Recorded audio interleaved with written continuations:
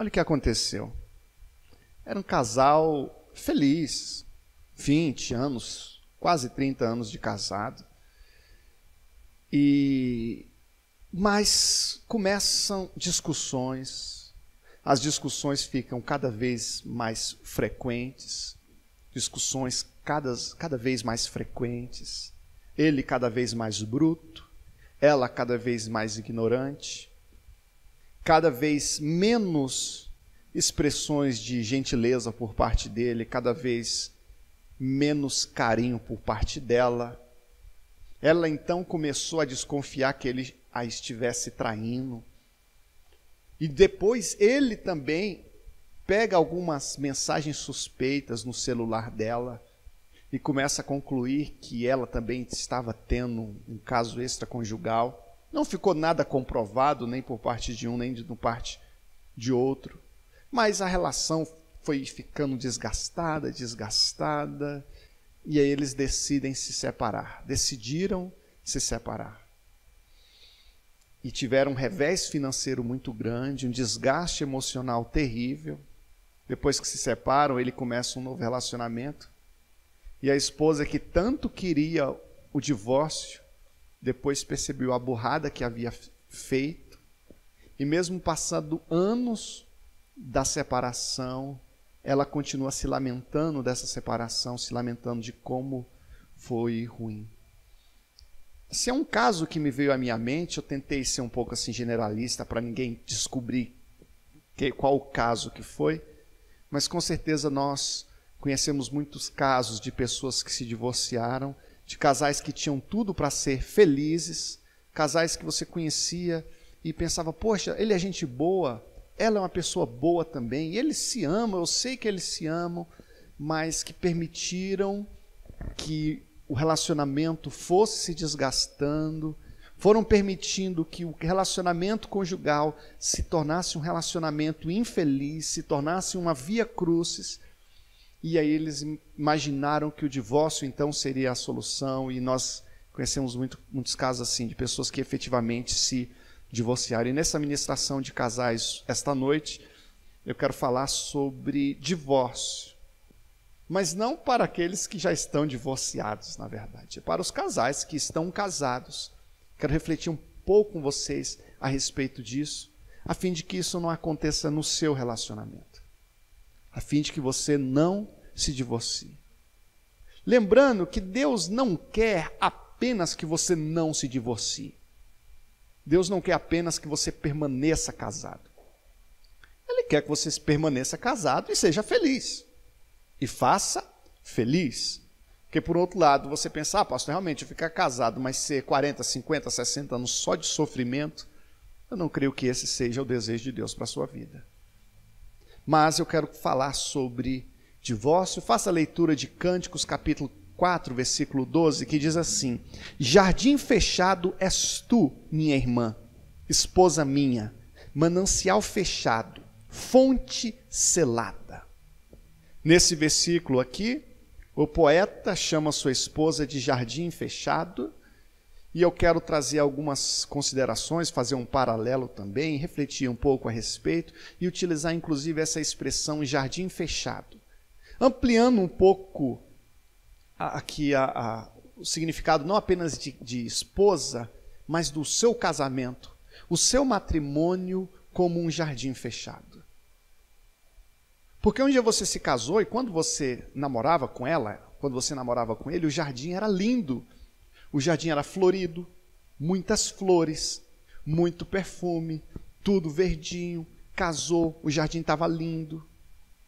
Mas uma característica do jardim é a seguinte: se você não cuida do jardim, ele vira um matagal.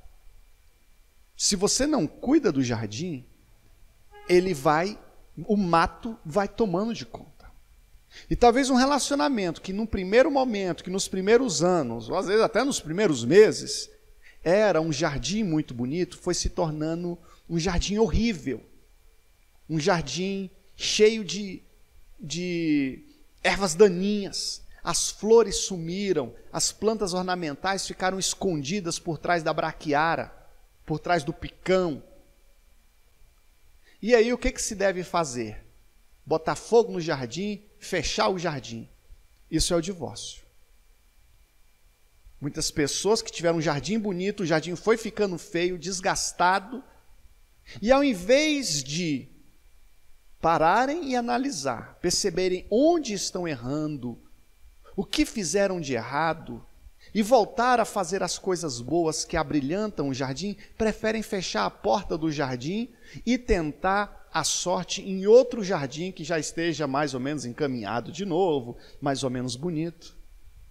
E as minhas considerações aqui hoje, a respeito do seu jardim, se eventualmente o seu jardim está feio, o seu jardim está cheio de braquiária, seu jardim está horrível e você está pensando em fechar o seu jardim porque você acha que você só tem infelicidade no seu jardim. É o que algumas pessoas têm vivido, apenas infelicidade no casamento. Quero dizer que você pode recomeçar o trabalho no seu jardim, para que ele possa novamente ser um jardim bonito. O jardim é assim, você cuida dele, fica bonito. Você para de cuidar, ele vai começando a ficar feio. E a erva daninha, por exemplo, ela é muito incrível, porque você não planta, mas ela nasce. A flor você tem que plantar, a flor é difícil. Você que tem um pé de uma roseira bonita, é trabalhoso. Mas para você ter picão ali no seu jardim, é facinho, ele nasce numa facilidade tremenda. Aí você tem que ir lá sempre arrancando. Qual é a solução? Fechar o jardim? Não. Solução: cultivar o jardim, limpar o jardim, plantar novas flores, para que produza flores, perfumes e beleza. Se o seu jardim já foi colorido um dia, mas hoje não é mais, ele pode vir a ser. Amém ou não amém? Ele pode vir a ser colorido novamente. E aí eu trago mais um pensamento assim. Pastor, eu estou pensando em me divorciar. Eu estou pensando em me divorciar. Essa mensagem, eu já tenho ela na minha mente, assim, já tem uns 6 meses, Daiane, que eu já estava em casa trabalhando nela, e no último mês eu me propus a trazer ela nesse encontro de casais aqui. Já tem algumas semanas que esse desejo ficou mais forte, porque algumas pessoas estão com desejo de se divorciar. Agora, existem pensamentos de divórcio e pensamentos. Tem gente que fala de divórcio, assim, a pessoa não quer se divorciar. A pessoa ama o marido, ama a esposa, mas no momento de raiva, fala de divórcio. É uma pessoa assim, que age muito por impulso, é muito de momento. Aí no meio da discussão, discutiu, aí fala, eu vou me separar de você, eu quero me separar de você. Mas basta tipo uns 30, 40 minutos para a pessoa passar aquela raiva e parar com isso de divórcio. Às vezes a pessoa teve essa ideia, teve esse plano, teve esse pensamento de divórcio, e aí abandonou, porque as coisas começaram a melhorar em casa de novo. E nossos relacionamentos às vezes enfrentam ciclos, aí vem um ciclo de dificuldade, de luta, de desgaste de novo. Aí a pessoa volta a pensar no divórcio. E às vezes esses ciclos vão ficando frequentes e a pessoa vai trabalhando com essa possibilidade cada vez mais frequentemente. Um relacionamento que às vezes você sente que está ficando insuportável. E às vezes a pessoa quer se separar por causa disso, porque não está mais suportando viver com a pessoa. Porque está horrível, você é infeliz. Você sente que faz a pessoa infeliz também, a pessoa está te fazendo infeliz e você pensa, não, vou ter que me separar para resolver esse problema. Aí muitos ponderam, não posso me separar por causa dos nossos filhos pequenos. Quantas pessoas às vezes ponderam isso? Aí por causa dos filhos, posterga essa decisão lá para frente, ou simplesmente engaveta a ideia. Ou então até quer separar, mas pensa, onde é que eu vou morar? Eu não tenho onde morar. Então, acaba que, como não está tão insuportável assim, continua junto. Ou então há outros que pensam na reputação. Como é que eu vou me separar? O que as pessoas vão dizer de mim? Às vezes não tem coragem por causa até pondera até essa questão do que os outros vão pensar. Mas existe um terceiro momento, ou um terceiro caso, onde a pessoa simplesmente não aguenta mais. Ela pensa que não aguenta mais, realmente a situação ficou tipo de sofrimento, de uma tristeza ou infelicidade terrível, e aí a pessoa simplesmente decide se divorciar. Não, eu estou decidido, eu vou me separar dela, eu estou decidido, eu vou me separar dele. O momento em que ele ou ela começa, depois que decide isso, começa a deixar de dedicar afeto àquela pessoa. Porque como ainda há um vínculo emocional, e ele sente, ou ela, que quer se separar mesmo, já decidiu, então ele é meio como ele diz para si próprio: eu não vou amar mais ela, eu vou deixar de amá-la. E às vezes um sentimento, um afeto que ele deveria dar para o cônjuge, para a esposa, para o esposo, deixa de dar, e às vezes já começa a dedicar esse sentimento, esse afeto para outra pessoa. Meio que a pessoa diz: não, eu quero me desvencilhar emocionalmente, eu não quero mais, vou me desvencilhar emocionalmente dela, dele, porque aí o divórcio vai ser menos doloroso. Começa a querer se separar, antes de separar fisicamente, separar emocionalmente. Aí, esse que já está decidido, ele vai buscar constantemente razões para justificar a separação. Não, eu tenho que me separar. Afinal de contas, ele faz isso, isso e aquilo outro. Afinal de contas, ela faz isso, isso e aquilo outro. E quando você quer, conveniente, você só encontra os defeitos. Todos nós temos defeitos e temos qualidades. Mas alguns só conseguem ver os defeitos dos outros. E se esquecem das qualidades que essa pessoa tem. E aí, começa a procurar pessoas que concordam com a sua separação. Aí já procuram um irmão que não gostava mesmo dela, uma irmã, e diz: eu estou pensando em me separar de Beltrano. A pessoa faz isso mesmo, que aquela mulher não vale nada. Ou aquele homem não vale nada. Mas às vezes já procura ele ou ela, porque sabe que ela vai dar um conselho nesse sentido. E às vezes se esconde de pessoas que vão dar um conselho no sentido contrário. Já no momento posterior, além de se livrar, além de não dedicar mais sentimento, afeto ao cônjuge, começa a se sentir livre para dedicar afeto, para dedicar sentimentos, amor para outra pessoa. E aí, quando entra uma outra pessoa na história, uma terceira pessoa na história, complica ainda mais as coisas. Você vai perceber que, tipo assim, ninguém se divorcia do dia para a noite, da noite para o dia. Não é como um piscar de olhos. É uma coisa que vai se desenvolvendo, que vai progredindo, ou, como dizia Euclides da Cunha, uma progressão regressiva. Uma progressão regressiva, vai piorando. Ninguém decide já de hoje para amanhã. Às vezes pode acontecer, e se acontecer uma coisa muito drástica no meio do caminho e tal. Mas às vezes essa separação, esse divórcio vai acontecendo paulatinamente, gradativamente. E aí você pode trabalhar para que esse processo se acelere, ou então para que ele seja revertido. E se a pessoa caminha nesse sentido que eu estou falando para vocês, que eu falei com vocês até agora, e não faz nada a respeito, o divórcio efetivamente acontece. E tem casais que nunca que imaginavam que iam se separar. Que quando se casaram, fizeram juras de amor que durante 300 gerações eles se amariam e seriam sepultados na mesma tumba, ou seriam cremados, iam pegar a cinza dos dois e balançar assim, para não se dissociar mais. Mas o relacionamento foi se degenerando. Irmãos, e nós devemos procurar olhar para o hoje e para o amanhã e olharmos em que direção está indo o nosso relacionamento. Se o nosso relacionamento está indo numa boa direção, ou se o relacionamento conjugal está indo na direção errada. Se está caminhando para o divórcio. E às vezes nós pensamos que simplesmente se fechar os olhos, o problema ele some. Eu assisti um episódio dos Simpsons uma vez, que o Homer Simpson estava dirigindo um carro, e aí acendeu a luz vermelhinha do óleo. Estava piscando. Aí ele ficou incomodado com aquela luz, ele pegou um esparadrapo e colou em cima da lâmpadazinha lá do sinal, para ele não ver mais aquela lâmpada. E o que aconteceu? Fundiu o motor do carro. E às vezes algumas pessoas simplesmente fingem como se não tivesse acontecendo nada. Como se não tivesse crise. Como se estivesse tudo bem, quando tudo bem não está. Aí às vezes a esposa está com coisas até aqui engasgada e nunca fala.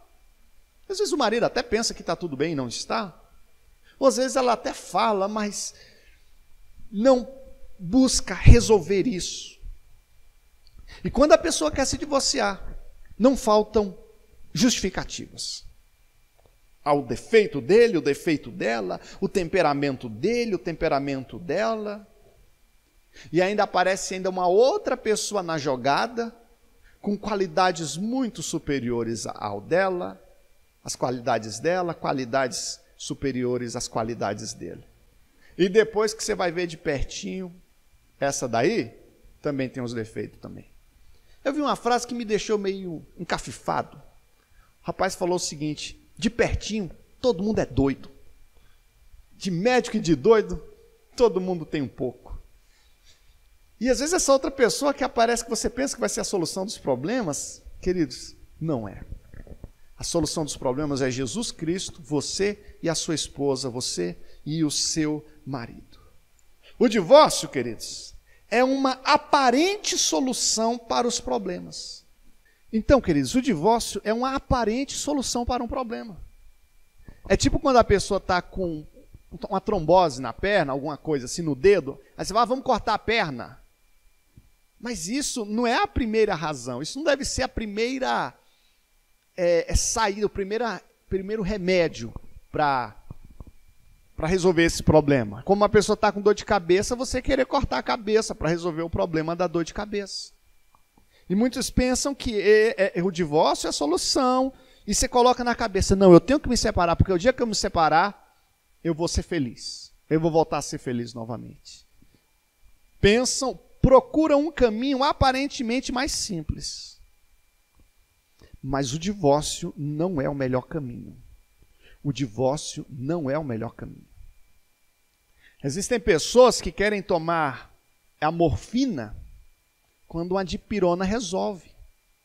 A morfina é uma coisa de em último caso que você vai tomar a morfina. Você tem uma série de analgésicos, anestésicos que você pode tomar antes de ter que usar a morfina. E algumas pessoas procuram, ao invés de buscarem lutar pelo seu relacionamento, em vez de buscarem crescer como esposo, como esposa, em vez de imaginar o que pode fazer no seu lar, para que seu lar melhore, preferem optar logo por esse caminho mais curto, que é o caminho da separação. Mas não é o melhor caminho. Antigamente, não sei se alguém aqui fez isso. Antigamente, hoje não acontece mais, mas quando a xícara quebrava, você consertava, você colava. Já colou xícara alguma vez, irmã Lourdes? Mas hoje em dia a senhora tem colado ainda? O que a gente faz hoje em dia quando a xícara quebra? Asa, joga fora. Mas existem pessoas, nós antigamente nós consertávamos. E queremos fazer isso com nossos relacionamentos. Quando as coisas não estão saindo do jeito que a gente quer quer trocar por outro. Malaquias capítulo 2, versículo 16, diz assim: eu odeio o divórcio, diz o Senhor, o Deus de Israel. É importante você ler esse versículo. Palavras absolutamente claras. Mais claro do que isso, só se Deus desenhasse. Eu odeio o divórcio, diz o Senhor, o Deus de Israel. Porque estava ficando comum, estava banalizando. E se nós não tomamos cuidado? Olha às vezes o que acontece. Eu já vi isso acontecer até com alguns irmãos aqui da igreja. O menino está com alguma febrezinha, alguma coisinha. Aí já chega uma irmã ou um conhecido e fala, não, dá amoxicilina para ele. E vai prescrevendo antibiótico sem nenhum cuidado, sem um conhecimento científico para isso e tal. O Christian, como às vezes ele tem as crises de amidalite dele, o médico, o otorrino que cuida dele, cada vez prescreve um antibiótico diferente para que a bactéria não fique resistente àquele antibiótico, tem todo um cuidado. E, às vezes, diante dos problemas de nosso relacionamento conjugal, a gente quer prescrever o divórcio como uma imediata solução para o problema. E não é assim. Eu odeio o divórcio, diz o Senhor. Quando nós nos casamos com alguém, nós nos tornamos uma só carne com essa pessoa. E a ilustração que eu dou sempre, imagina 2 folhas de papel coladas uma na outra. Digamos que eu passe cola e colhe as 2 folhas. As 2 viram uma só. Uma só. O relacionamento conjugal é uma coisa muito profunda. Ninguém te conhece como a tua esposa te conhece, como teu marido te conhece. Conhece as tuas fragilidades, as suas qualidades, conhece você de frente, de verso, com roupa, sem roupa. Você é uma comunhão tremenda, vira uma folha só. Mas depois de um divórcio, é você querer pegar essa folha e arrancar uma da outra, as folhas coladas. E isso vai rasgando a folha, rasgando as folhas. Um pouquinho de uma folha fica em uma, um pouquinho da folha fica na outra. Estraga a folha. E depois você vai querer grudar em outra folha ainda. É um caminho. Não vou dizer também que não vou proibir um segundo casamento. Não, o segundo casamento às vezes se faz necessário. Mas estou aqui para dar uma palavra para vocês, para que nós lutemos ao máximo pelo nosso relacionamento conjugal.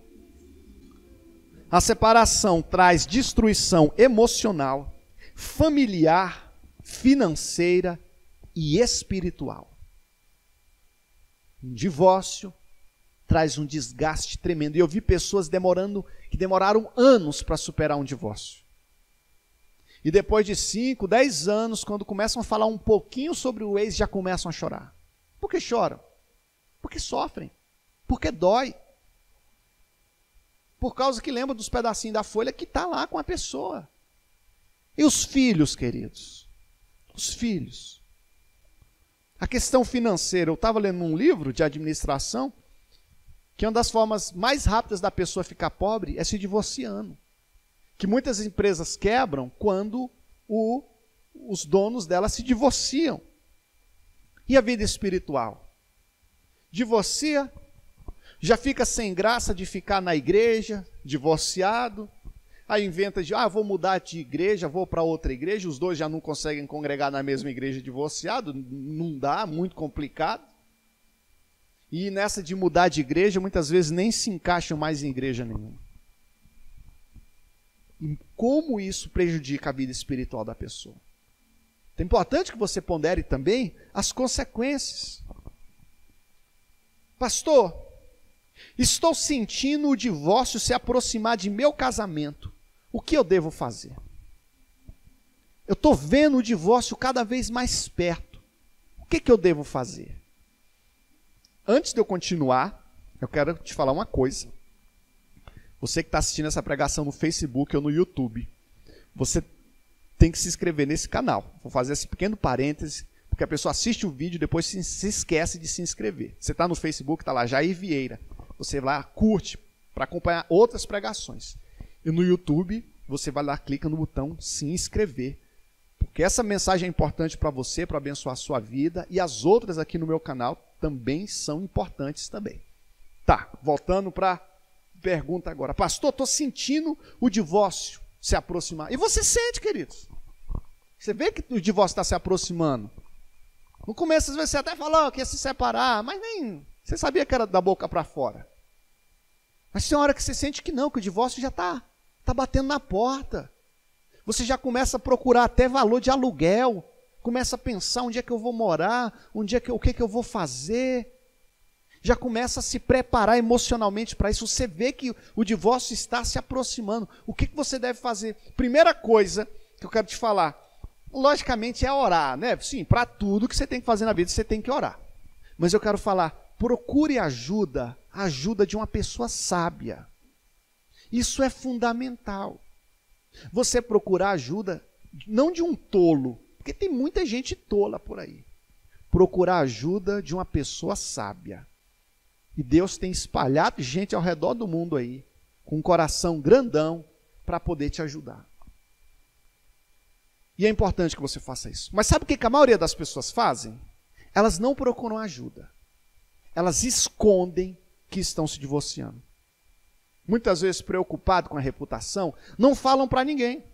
Não falam. Eu não estou falando para você sair falando com a manicure, falando com todo mundo agora, com o barbeiro, sair falando com o frentista do posto de gasolina, que você está separando. Não é isso. Na verdade, você não vai falar para ninguém mesmo. Isso não é coisa de você falar, espalhar aí para a torcida do Flamengo, não. É para você procurar uma pessoa específica, uma pessoa certa, e conversar com ele a respeito disso. E muitas pessoas escondem, não falam para ninguém, não falam com o pai, não falam com a mãe, não falam com o pastor, não conversam com o psicólogo, não conversam com ninguém, fica escondido. Aí de repente a bomba explode. Eita, fulano e Beltrana se separaram? Como assim? Eles eram um casal tão lindo. Escondeu de todo mundo. E se tivesse compartilhado isso com a pessoa correta, com a pessoa coerente, conversado a respeito, poderia ter em muito ajudado o relacionamento. Eu, pastor Jair Vieira, eu estou aqui na nossa igreja para orientar os irmãos do que eu puder. E muitas pessoas pela internet aí também, depois de assistir as pregações, ligam para a gente, mandam o WhatsApp, no Facebook, pedindo ajuda, a gente aconselha. A Bíblia diz o seguinte: quem procura, encontra. Se você procurar um aconselhamento, procurar uma pessoa sábia, você vai encontrar uma pessoa sábia para te aconselhar. Mas a gente não encontra quando a gente não procura. Se não procurar, não vai encontrar mesmo, não. Ainda, queridos, prossigo aqui. Como evitar o divórcio? Pastor, como é que eu faço para evitar o divórcio? Eu acho que a pergunta, na verdade, não é bem essa. A pergunta é assim: pastor, como eu faço para ter um lar feliz? Entende? Porque se você, a pessoa que está querendo divorciar, na verdade, é porque ela está infeliz. É que ela não tem felicidade. Se ela estivesse feliz, por que você vai querer se divorciar se você é feliz no seu relacionamento conjugal? Então não tem sentido. Muitas vezes, então, a pessoa está fugindo de um relacionamento tenebroso, de infelicidade. Aí a pergunta, digamos assim, como evitar o divórcio? Ou, na verdade, é como trazer alegria, vida para o nosso relacionamento conjugal. O que você tem feito para que o seu relacionamento conjugal seja um relacionamento bom, para que o seu lar seja um lar feliz? Porque só fazer as compras do mês lá, encher a despensa lá de comida, não é só isso, não. Só bater o ponto ali 2 vezes por semana ali para o marido, para ele dormir em paz, e pensar que está só isso, com uma obrigação, uma tabela, não, é muito mais, é todo um conjunto. O que devo fazer para meu lar ser um lugar melhor? A culpa é dele, a culpa é do meu marido, pastor, meu marido é terrível, a culpa é dele, ele não vale nada. Ah, pastor, a minha mulher é briguenta, ela é uma cavala. Ela é agressiva demais, ela briga, a culpa é dela. E assim, eu não quero que você reflita sobre a culpa do seu cônjuge. Aqui uma ocasião, essa ministração, essa reflexão, é para que você reflita a respeito da sua responsabilidade. Porque se a responsabilidade unicamente é do outro, realmente você não pode fazer nada. Mas muitas vezes nós jogamos para cima do outro responsabilidades que também são nossas. Com causas, assim, temos responsabilidade, um certo grau de responsabilidade também. E aí eu conto, por exemplo, a ilustração de um pastor, que o irmão da igreja procurou o pastor. Pastor, não sei o que eu faço com minha mulher mais.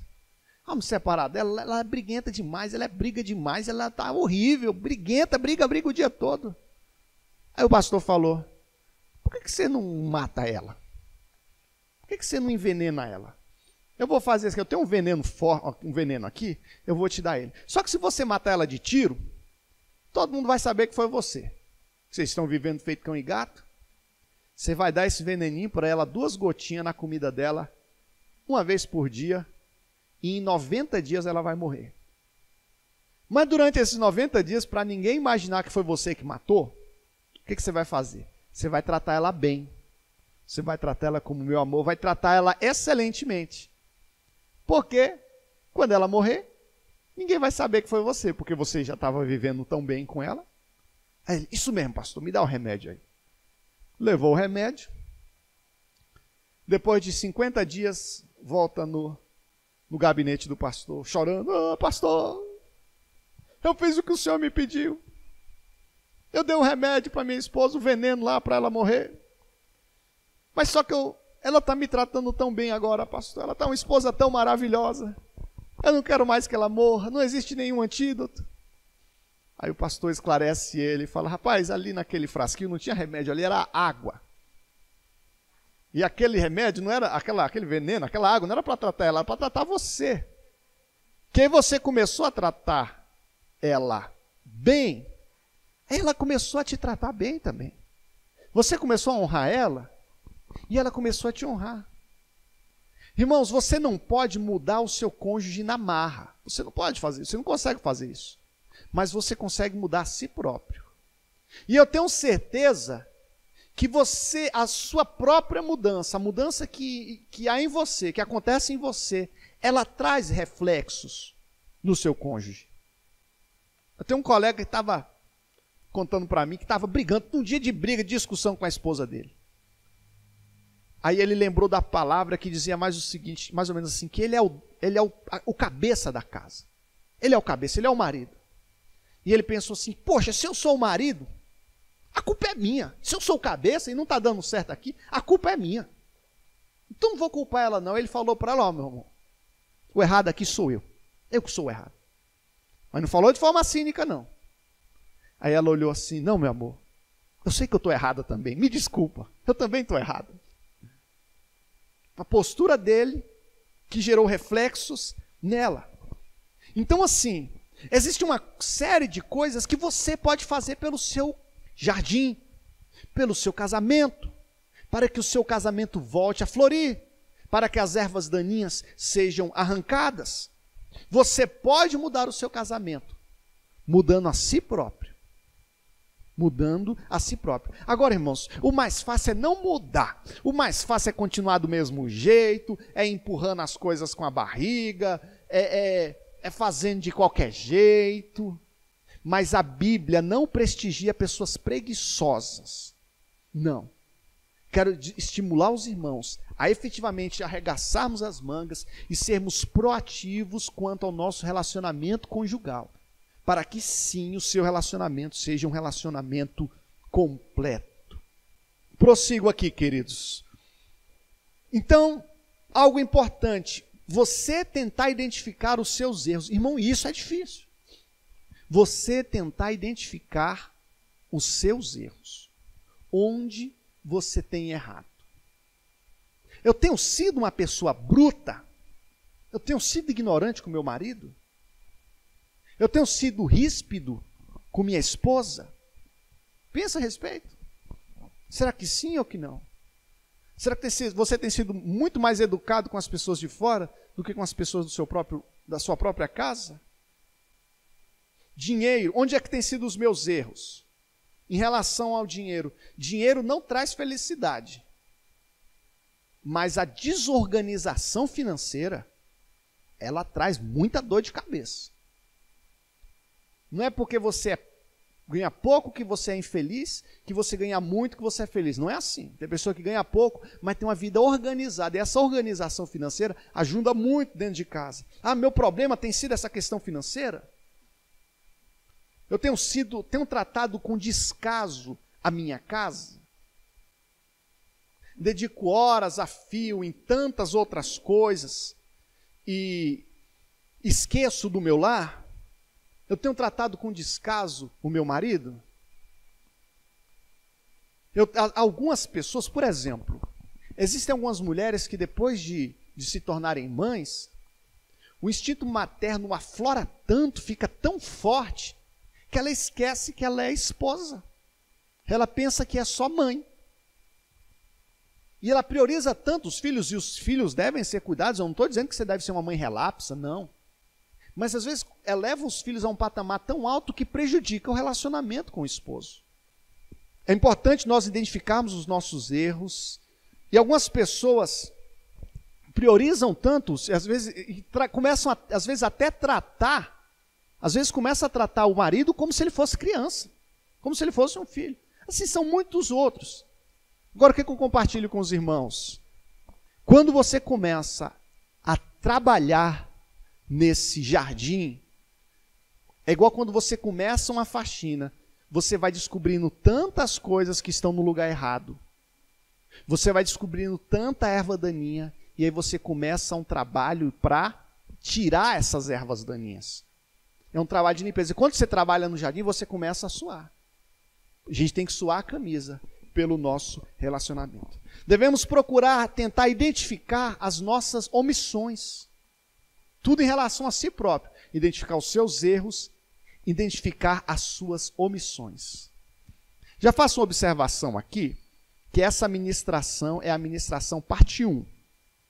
Haverá continuação, porque não vai dar para eu falar tudo isso hoje. Aí eu pergunto, nós devemos identificar nossas omissões. Onde eu tenho sido omisso?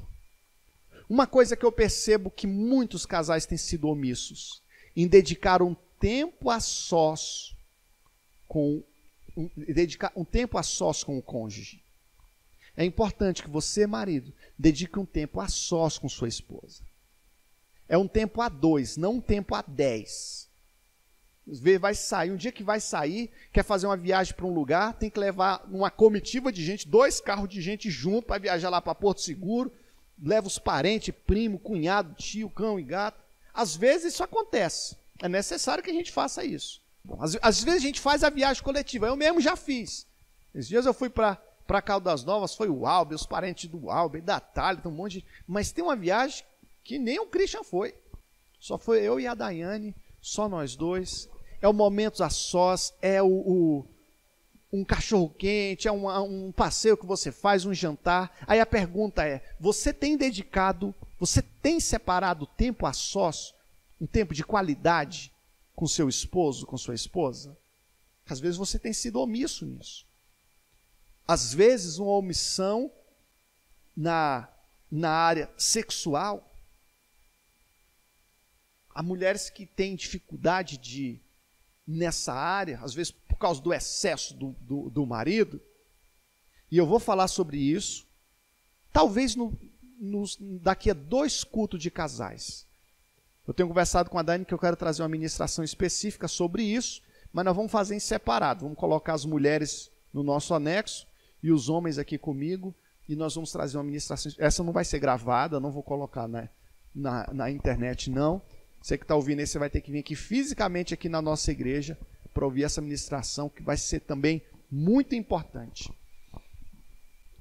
Às vezes a omissão ela ocorre também em relação ao corpo. Querido, você é templo do Espírito Santo. Você tem que cuidar do seu corpo. Deus te deu um corpo maravilhoso. Aí você se empanturra de hambúrguer, de pizza, de bacon, de Coca-Cola, de refrigerante e estraga o corpo que Deus te deu. Os irmãos estão entendendo? Às vezes você tem que cuidar do seu corpo, do asseio, do embelezamento. Algumas mulheres, depois de se tornarem mães, esquecem que pente existe, que perfume existe. Alguns maridos também esquecem disso. Então é importante que você não seja omissa no cuidado com o seu corpo. Não estou falando para a gente virar bodybuilder todo mundo, não. Mas é importante que você cuide do seu corpo. E eu percebo muitos casais que se omitem também quanto à vida espiritual do casal. E eu não tenho dúvida de que um marido que está cheio do Espírito Santo, ele é um esposo melhor. Uma esposa que se alimenta da palavra, que realmente tem um Espírito Santo em sua vida, ela é uma esposa melhor. Um casal que ora junto. Um casal que busca a Deus junto. Ele é um casal muito mais propício à vitória no seu relacionamento conjugal. O tempo está passando, mas eu ainda queria falar ainda de mais uns 2 tópicos ainda. No jardim, que foi o exemplo que eu utilizei aqui inicialmente, às vezes nascem as ervas daninhas, às vezes não, às vezes é sempre, na verdade. Hora ou outra ela está as ervas daninhas estão nascendo. E é muito importante que você identifique o que é uma erva daninha. Você está lá na sua casa, está pensando, está acontecendo algo, e você, isso é uma erva daninha. Eu vou acabar com isso. Isso é uma erva daninha. Ela está prejudicando o meu relacionamento conjugal. Não que a gente vá agigantar um pequeno problema, mas às vezes é uma série de pequenos problemas que vão minando o todo. E eu ilustrei algumas ervas daninhas aqui que eu vou falar para vocês. Mas você deve analisar o que tem sido uma erva daninha na sua casa. O que tem sido uma erva daninha no seu relacionamento conjugal. Uma primeira que eu coloco aqui é que em muitos casamentos a bebida alcoólica tem sido uma erva daninha.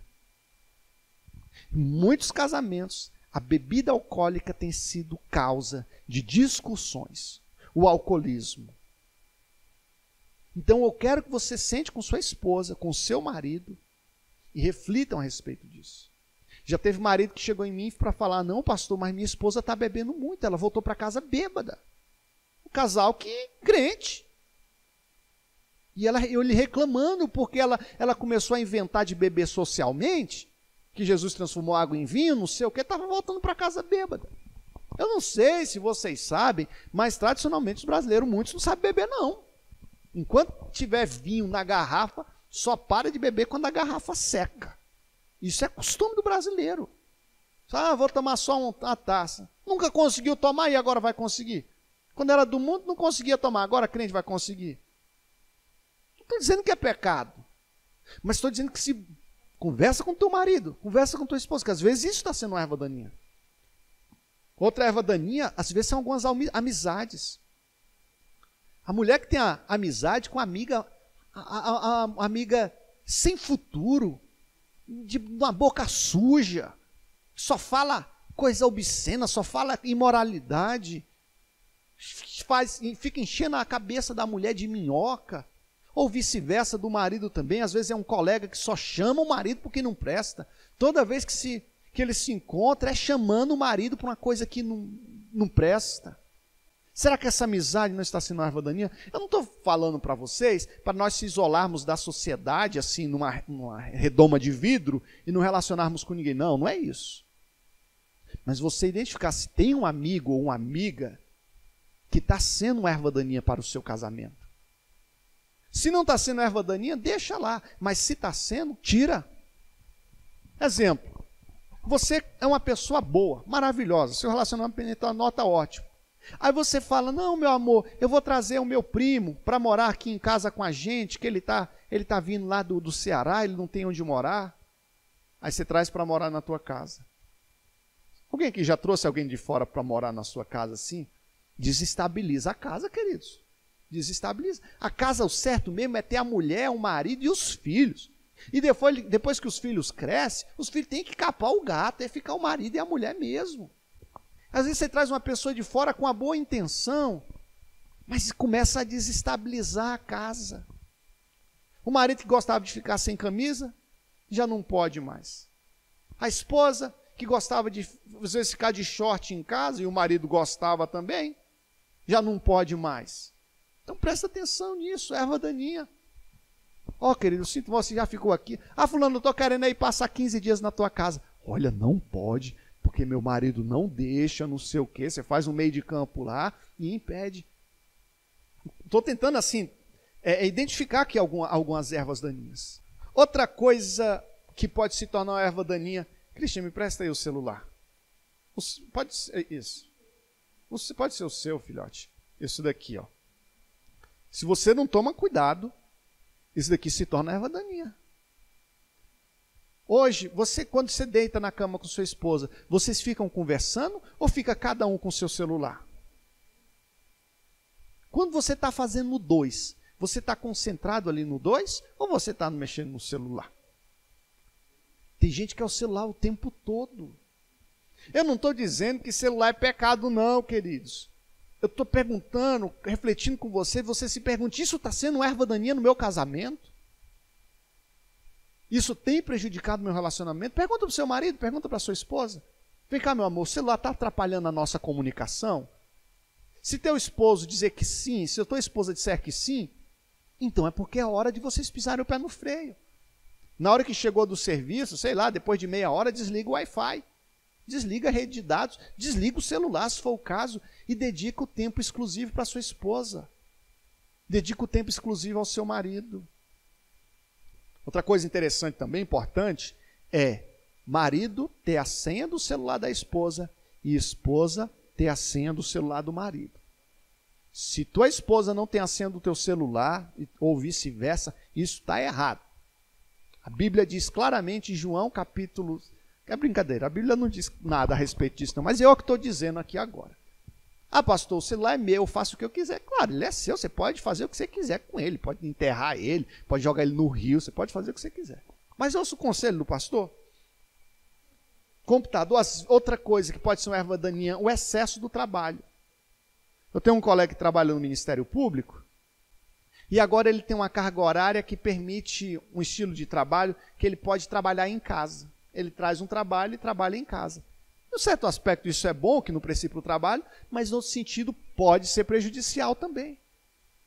E às vezes você tem um ritmo de trabalho tão puxado que você chega sempre em casa tão cansado, chega sempre tão tarde, sai sempre tão cedo, e às vezes o trabalho está prejudicando o seu casamento. E se isso está acontecendo, então você tem que refletir a respeito. O que eu devo fazer? É mudar de trabalho? O que eu devo fazer? Porque se tua prioridade é o trabalho, vai acontecer que tu vai continuar no trabalho e perder a esposa. Valeu a pena construir um sucesso profissional sobre os escombros da família? Devemos ser proativos quanto ao nosso casamento. Devemos vencer a preguiça, o desleixo e a omissão.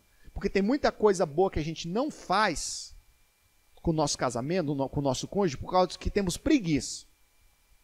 Ô meu amor, vamos jantar fora? Não, deixa disso, vamos pedir uma pizza. A gente pede a pizza, a gente come aqui.